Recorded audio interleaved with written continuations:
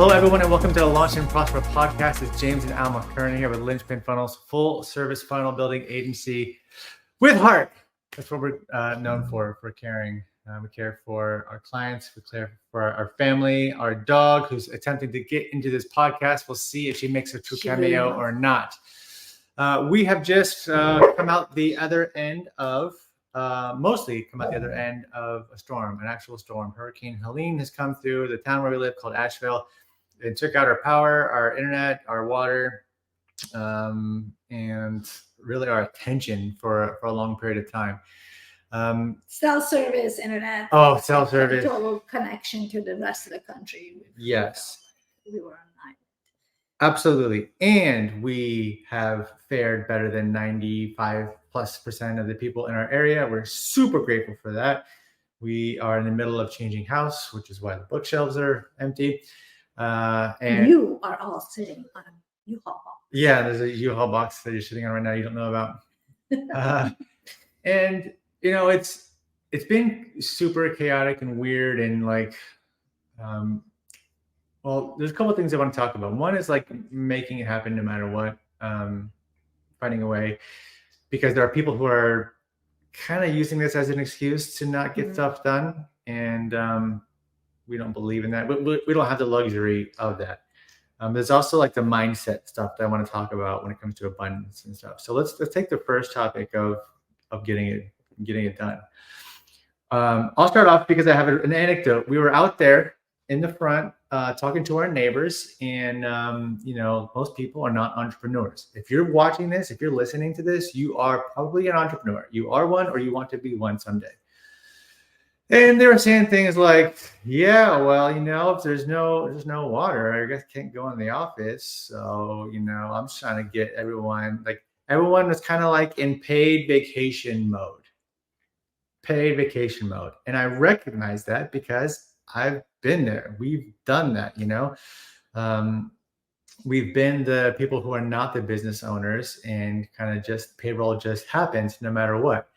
And I never understood how that worked. I never really cared. I knew that I showed up with my unique snowflake self, and I was special, and I deserve to get paid because I'm a valuable contributor to this team. Damn it. And I love how that's like always. Yeah. It's just the bullshit, like fake importance aspect. But like, so all this conversation was happening. People were like, yeah, you know, I can. It was just paid vacation mode, and we were like, not us. We got to get back fucking online as soon as possible. And there was no cell service, and you know, we had to take care of ourselves first. We had to take care of our neighbors on the very first day that we went out. So the storm happened on a Friday, and then on Saturday, after the rain was gone, we were out helping people. Well, during the rain, I was helping my neighbor cutting down a tree and all that kind of stuff. We had some siphons going to get flooding away from our house. But the next day, like we were going checking out the damage, and there was a lady who's there was a landslide that blocked her driveway, and a tree fell down. She couldn't get in or out. She was stuck, and she like put this white flag in her freaking mailbox and with a note saying like, I can't get in or out. And you know, we were about to go get some resources. We were about to attempt to go get some resources. And I think I had 16 bottles of water that Alma got the day before. And I was like, okay, I'm going to give her half.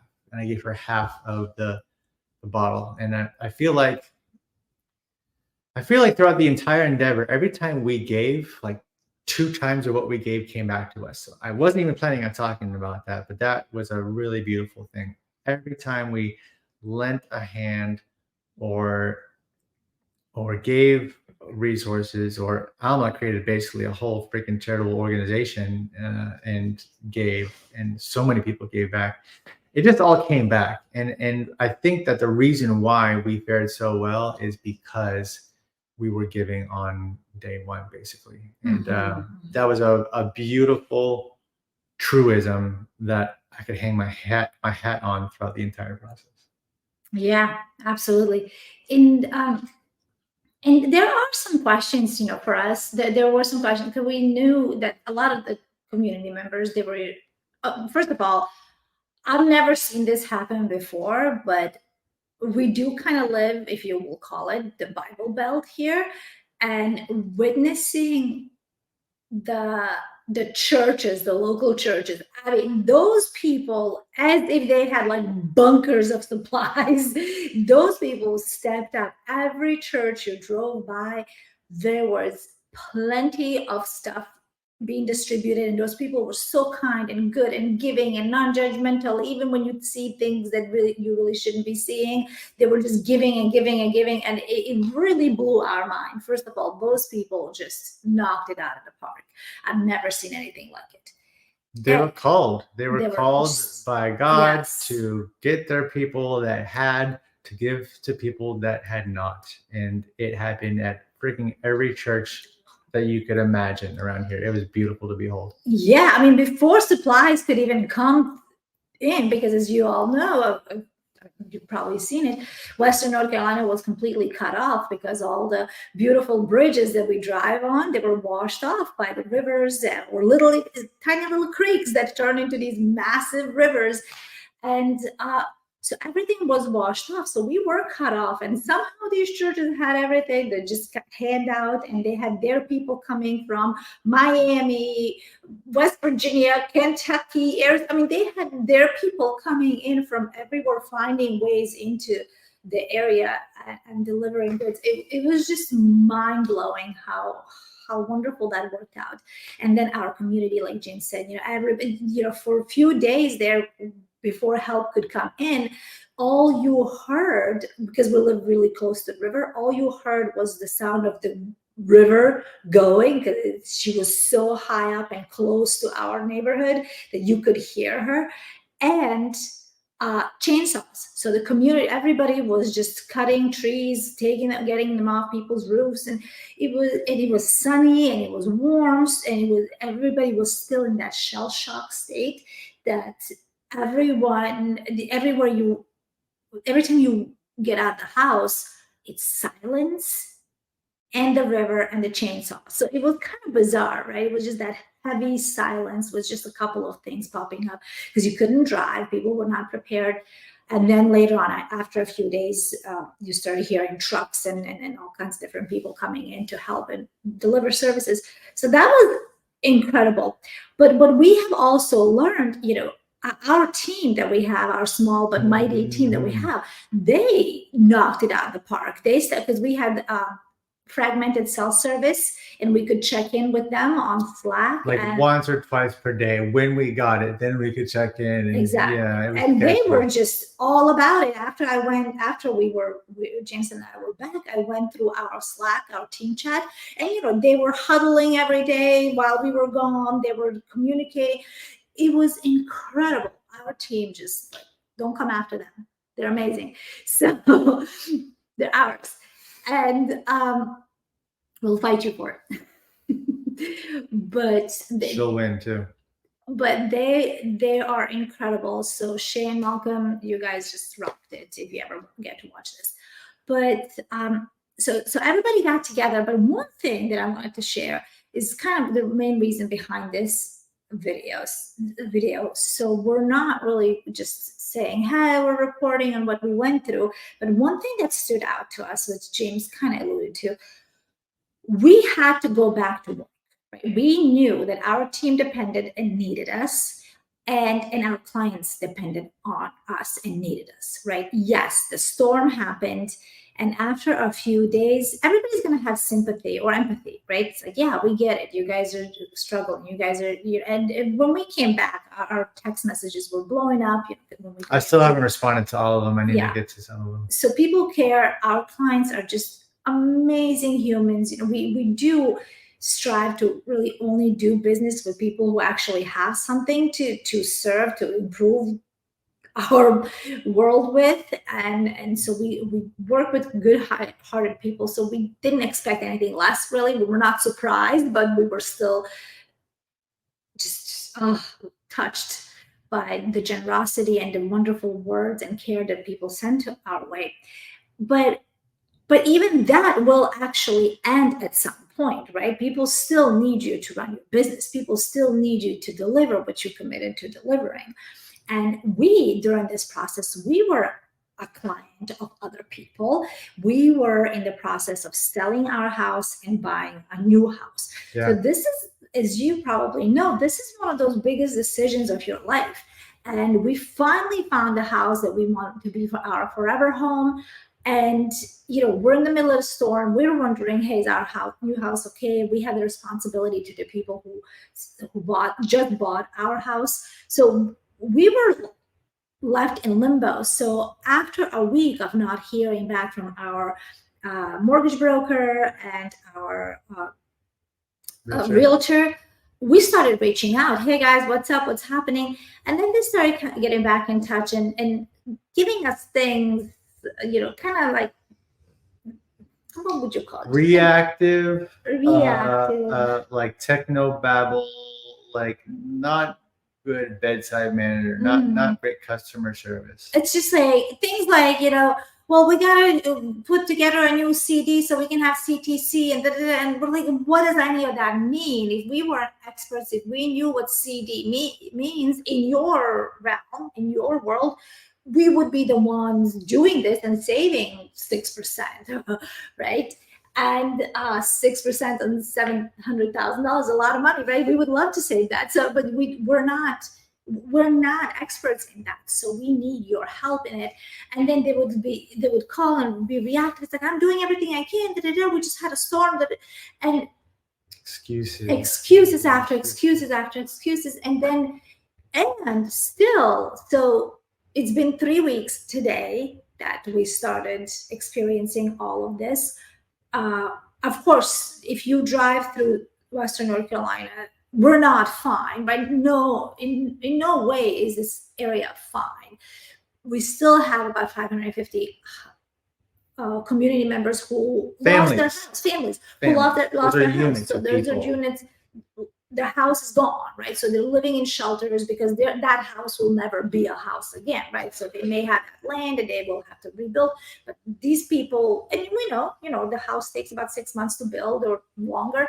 So our community is not fine. However, we do have internet, and we do have internet stations, and we do have co-working spaces, and we do have electricity. So for us, as soon as we could, we found a spot where a co-working spot that we had before, and restarted that membership, and so we can come back to our clients and say, hey, we're here, we haven't abandoned you. And even like, so 3 weeks later, 2 days ago, one of the biggest things that we needed from our mortgage broker, he said, I don't have internet at home. I mean, come on, guys. You tell us if we're being unreasonable. The roads are open. There's internet everywhere throughout the town.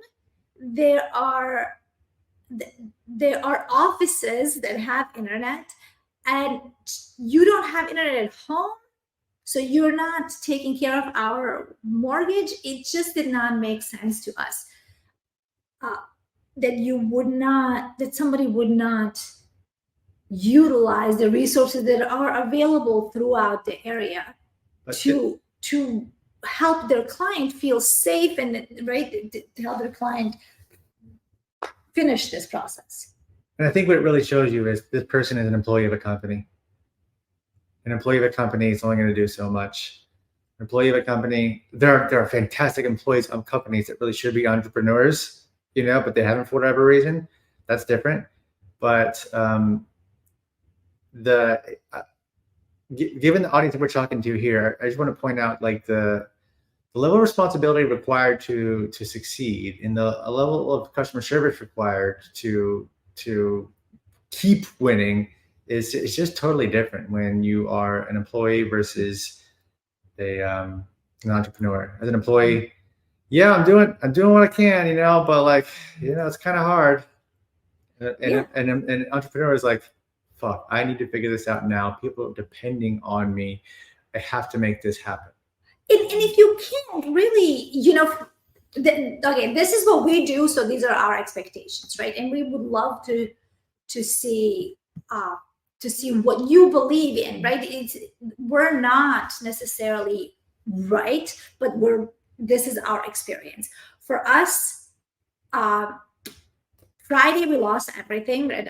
All the resources. Saturday we started driving. We found a spot somewhere between Asheville and Tennessee border, and we found a spot that had internet, and we took advantage of it. James was driving, and I'm sending emails to our clients. Hey guys, we may not be able to come back until Wednesday because we thought it would be Wednesday. We care about you. We love you.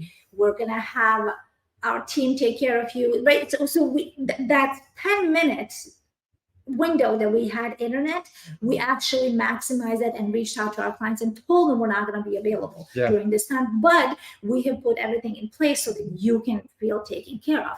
And that is really the level of commitment that we expect from people who do business with us, who we do business with.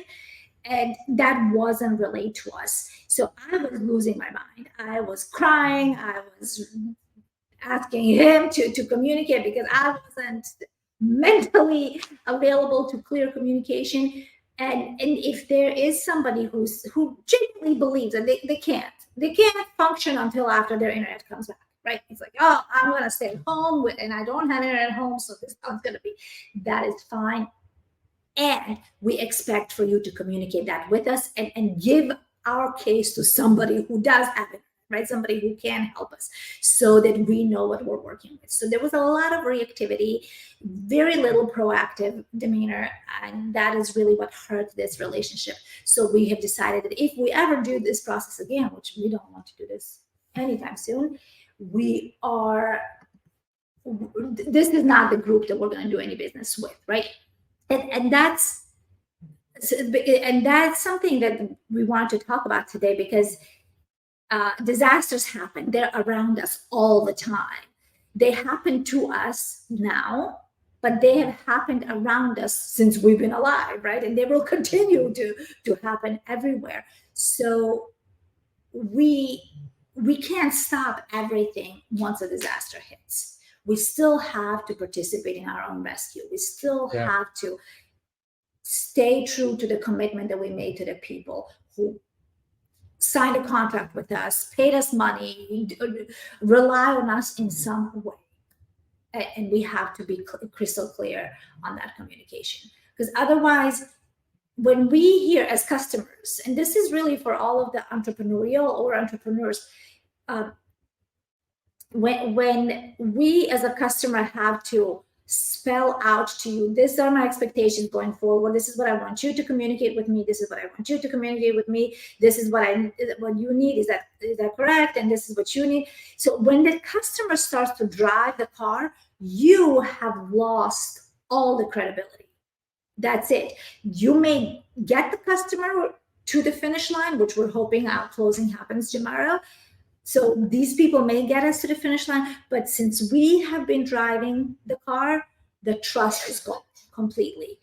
And that's a very, very important lesson to us as entrepreneurs. So James and I said yesterday, and we said, you know what, could this be a mirror? Are we doing a good job at communicating with our team and our clients? What can we do even better?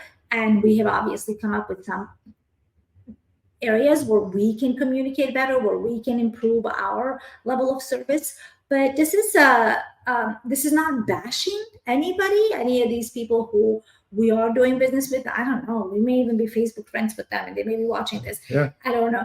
But this is a big lesson that disasters will continue to happen, and they're all around us. Sometimes they're in our neighborhood or in our home. And it is our responsibility to be prepared for them, right? And B, step up our game and be proactive. It matters. It matters. It's how you differentiate. And it's just like anything in life where it's not about whether you got knocked down. It's like how often you get up, or how gracefully you get up, how much you own your own crap when you get up. I have a friend in the area who's business is, he's an entrepreneur and got hit by the storm, and he's like feeling like he needs to not do his business anymore. It's like, dude, just find a way. find a way, make it happen. Get a generator, get a Starlink, get whatever, make it happen. So anyways, get out of town, like do something, right? Yeah. We are up and running. We do have access to cities like Charlotte and other areas. We can get out now. We got to make it happen because things, and I know Loris, thank you so much for participating in the conversation. I know Loris is in Colorado and they have wildfires there, and there are landslides everywhere, and there are tornadoes and monsoons and tsunamis, you name it. Earthquakes. Earthquakes, and then hurricanes, obviously on the East Coast, especially in the Southeast. Things are always happening, and it is so important that we take care of those people who have entrusted us with their product, with their service, in our case, with their home, right? Because people will remember this. It's in these kinds of moments where your strength and your level of responsibility and maturity is tested. And if you don't show up now, it's easy to show up when things are normal and easy, right? It's easy to show up when you wake up, in our case, especially James's case, wake up at 5 a.m. and you're like, okay, let me check Facebook, let me do my meditation, let me do my thing. But when things are really falling apart, that's when you are going to, that's what you're going to be remembered for. Yes. And let me just check in. Thank you so much, Loris. Yes. We're back. We are back in action on this podcast, and we're going to talk about these responsibilities a lot more. There's a friend, Iris. Iris has been really patient through us throughout the ordeal as we, had a week off and then showed up. So Iris is a client of ours, and as soon as we had an ability to get access to stable internet, we were like on it. She's like, "Are you sure? Should we be doing this?" I'm like, "Yes, please. I want to get back to normal." So it was great to start working with you. And that's such a great point you just made, because it also allows you, it creates that space of normalcy, right? Because it's like, okay, I'm back with my clients. I'm back to doing what I need to be doing, right? It just creates a little bit of that consistency, which is something that we were struggling with. We were like, what day is today? Oh God. What time is it? When you don't have access to internet, when you don't have electricity, and you just kind of turn on your phone for like 3 minutes just to check and turn it on. Yeah. Because you can't charge it, so it's off all the time. So you shut it out. So we completely lost track of time and day and everything, and driving around, as you all know, driving around and delivering the toys and all of that, and seeing the destruction and what people are going through and what people have lost, and displaced families, and really just everybody being in such a shell shock. When we got to work with our clients, it really just created that time, that what am I looking, bubble of consistency and normalcy, and we were grateful for that. And it wasn't easy. It was challenging to do at first. Thank you so much, Iris. Iris, you're so sweet. Such a beautiful soul. Yes. And be on the lookout for Iris. Absolutely. She's coming for you. If you've got neck and shoulder pain, she's got the solution for you. Go follow Iris right now. She's got some stuff, and maybe Loris, I think you might be interested too, man, because she's very like normal society, normal stuff doesn't work. Here's what actually worked for me. So definitely go check her out. Absolutely, it's such an incredible resource that she is, and she lived it, right? This is not, and I know, Loris, you brought out a podcast not too long ago, and this isn't just a theory. This isn't just, hey, I'm reading this book and this is what I know. This is what I learned, right? Iris is a walking example of what's possible. She's a testament. So please check her out. Click on her name and see what she's got cooking, because it's going to be amazing. Well, and we're grateful that I challenge you, hint, hint, to go check her out. You said something, and it's a great transition to where I want to go with this, which is like the idea of getting back to normal.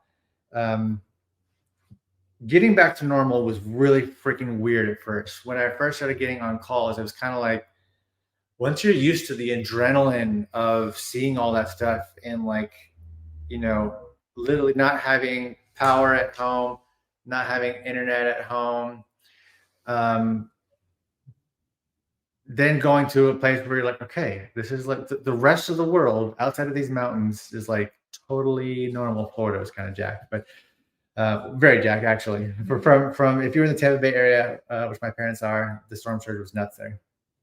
A lot of my friends, I was telling Alma this morning, a lot of my friends, they're just showing pictures of the inside of their house, and there's all you see is studs. You see like no drywall from 2 feet and below, and you see exposed studs because everyone's house got flooded and mold, blah blah blah blah. If you live underwater. Yeah, if you live in the water, or even low-lying areas. There's some, anyways. Getting back to normal was really freaking weird. It was a transition, and like going the first few days, like going from like getting water from the creek in buckets so that we could put it in our toilets to go flush a toilet after you poop. Like it was like that, and then you go and like like there was this weird transition that I didn't expect. And when you're in like, kind of like a survival mindset, and then you're going into like this service oriented like normal mindset, definitely was a bit of a transition, and like refocusing was required.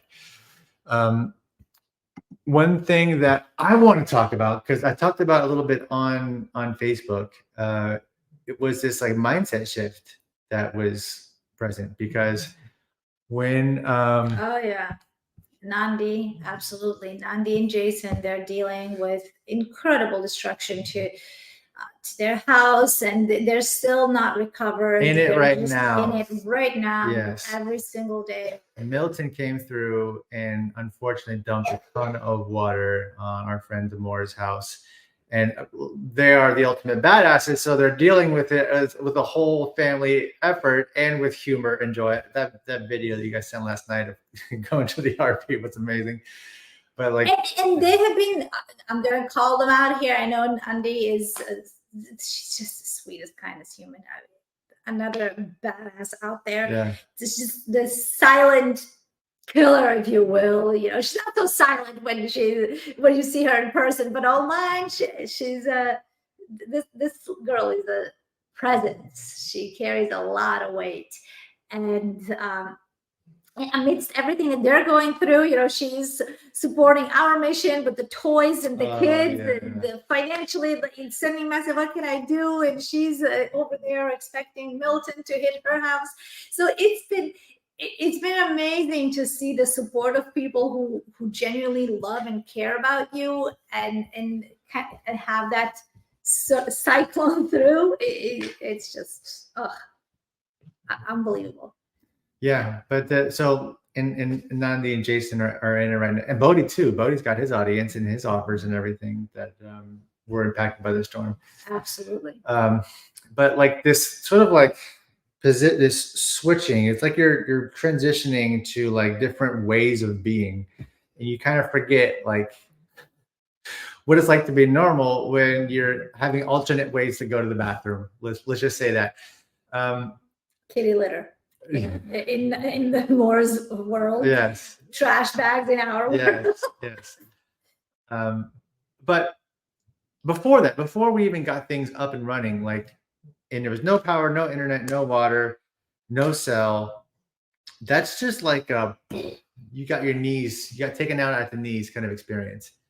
And to be an entrepreneur requires you to level up your mindset, to have the belief and the abundance-oriented mindsets to go out and get clients, to go out there and serve people, to stick through it, to be consistent with things, to raise your prices, to deliver higher amounts of value. So there's this constant leveling up of frequency. And anyone who thinks that rich people are evil has never attempted to do anything of actual value in their life. They've got that totally freaking wrong. Because in order to be rich, yeah, sure, I'm sure there's a small percentage of scammers. But everywhere. Yeah. In every demographic, in every group. Yeah, including the people that are scamming for charity. But anyways. Exactly. Yeah. So. You have to be very responsible and very abundance oriented to deliver the kind of value that's required to have the longevity to stay in this. I found myself regressing in my to a scarcity based mindset, and it was interesting, man. Like it's either a regression or exposing the scarcity that's still there. It's one of those two things. I hadn't really thought about that until now, but like we had no water. The water that we had to buy from the store, and we could have probably waited in the line and gotten some from the government or whatever, but we went to the store and bought it. And we waited 4 hours to get. Well, we waited for 4 we hours. got it at 7:30, and they let us in at like 12:30 or 1:32, something. Yes. Something in the afternoon. And then they started rationing water. It was crazy. It was crazy. Yeah. Only 1 pack per house. But then like so, and she doesn't know this yet, so you might freak out at me. I saw this is the most crystal fine pointed example of it. Alma was cleaning dishes with bottled water, and I'm just like, no, like use creek water, use spit, use something. Don't use that. We're gonna die. I didn't actually think we're gonna die, but like that level of energy was present when I was like that wasteful, and I was like, oh, whoa, that's interesting. That's really interesting. And when it came to phone like battery and stuff, like I was just shutting it off. When it came to using the car, didn't want to use it. When we finally got gas, it was in econ mode, where it's like we're gonna maximize our fuel consumption. When I was riding around on my motorcycle in order to find more gas, in order to find out what was happening with our new house, I would turn the motorcycle off if I was at a gas line and freaking push it. I was pushing my motorcycle and leaving it turned off the entire time so that I would not use any cycles while I was going through that. If I was in any point in a downhill space, I pulled in the clutch so I would coast and not use any additional fuel. So on the one hand, it was kind of like, okay, all this like super survival conserving like mindset was useful, but also like it would come off in bad ways too, where like I would notice me being judgmental of even my family members for wasting stuff, and I just had to like watch myself and make sure that I didn't contribute to the suffering of the family by voicing that. I had to stay positive, knowing that additional stuff was available. We can just go out and get it, and we weren't wasting that much. So that was super interesting. Yeah. And we got to also remember that we talked about this, James has never gone through anything like this before, right? He didn't know how to really be in the long-term preservation or conservation, right? So I think you did exactly what you needed to do based on your knowledge and your experience. Yeah. So I would actually see that as an asset to the family. It definitely was in like when it comes to like conserving gas and other things, but I just where it wasn't useful is I would notice just like a wave of negative energy about like, that would cause disharmony, like, and tensions were high and we got emotional a little bit, not too much. I think we did great all in all, but definitely like when you're stressed, we were never hungry, to be clear. So that was another thing. I was thirsty. I would end up not drinking water. I would end up saving the water for Ella and Alma. So I think that contributed to as well, because I wasn't consuming water. I didn't want the water to no. I didn't want the water to drip down the drain like that. I could drink that. I think it's more like that, Yeah, but I think that's also we got running water back before the rest, before a lot of other people. Yes. And there's this whole reservoir thing, and it's just like craziness. But we got water relatively quickly, and when our friends, they were using the water they were doing the dishes with for flushing the toilet. So everybody was in a conservation mode. Yeah. And nobody really knows how to do that, right? Very, very few people really knew how to do it. Personally, I was, for the first few days, I was actually kind of comfortable with it because of my experiences earlier in life. But after a while, I'm like, no, I live in America. Enough. I don't want to do this anymore. It's like, you find yourself throwing a tantrum. It's like, I don't want to do this anymore. It's kind of like a 9-hour flight, like when we went to Japan, on the way over there was like a 13-and-a-half-hour flight. And after, I don't know, 9 hours, I'm like, I'm so over this. Like, I want to get off this thing, So it really, at some point, you just like, you've had enough. Yeah. So we've had to express our emotions, understand each other, and be okay with the fluctuating emotions, and then be forgiving, and make the best out of it. And I'm pretty freaking proud of us, the way we handled this, because I think had we not been in this entrepreneur world, we would not have handled it as well as we did, because of that. Like you said, it's like, I need to get paid. Damn it, like I deserve to get paid. So so now we knew that, hey, if it's to be, it's up to me, right? Yeah. It's all on my shoulders. But my family's on my shoulders, my community's on my shoulders, my city's on my shoulders, the entire region is on my shoulders. Like everything is on me. And when you take that level of responsibility, everything is on you. It is, in a sense, liberating, right? Because you're like, yep, I can't count on anybody. But if we all get together and we all take responsibility for it, we're going to be more than fine, right? We're going to be great. We're going to come out of this much stronger than we came into it. And that was really a big lesson for us. It was. And, we, as of like yesterday, I think today is like the third day in a row that we've had solid internet. So we're super grateful for that. So soon we'll be able to drink the water and won't be a boil advisory. Then we'll be completely back. Yeah. When we get to the new house, they're going to be under boil advisory for a while, but that's okay. We know how to deal with that. Yeah. And this whole ordeal for us is coming to a close. And the kids are supposed to go to school around October 28th. Yeah. So, it's been 3 weeks today that the kids haven't been to school. So that's that has been disrupted. So, I think about Ella, she's gone through COVID, second and third grade, and now this. And so these kids deserve lots of hugs and love, and maybe some gifts through this. Well, I think they'll be stronger for it, Absolutely. That saying about the hard times create strong people create good times create weak people create bad times. Yeah. This is hard times creating strong people. Yeah.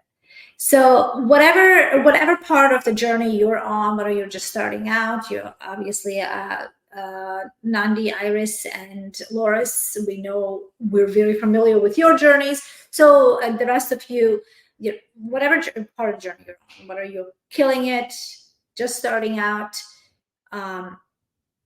or somewhere in the middle, we're grateful that you are taking the responsibility for yourself, for your family, for your community, for your country, and really crushing it. And just real quick, just little sidetrack here. James and I really wake up very early in the morning, especially nowadays. I am having a really hard time sleeping.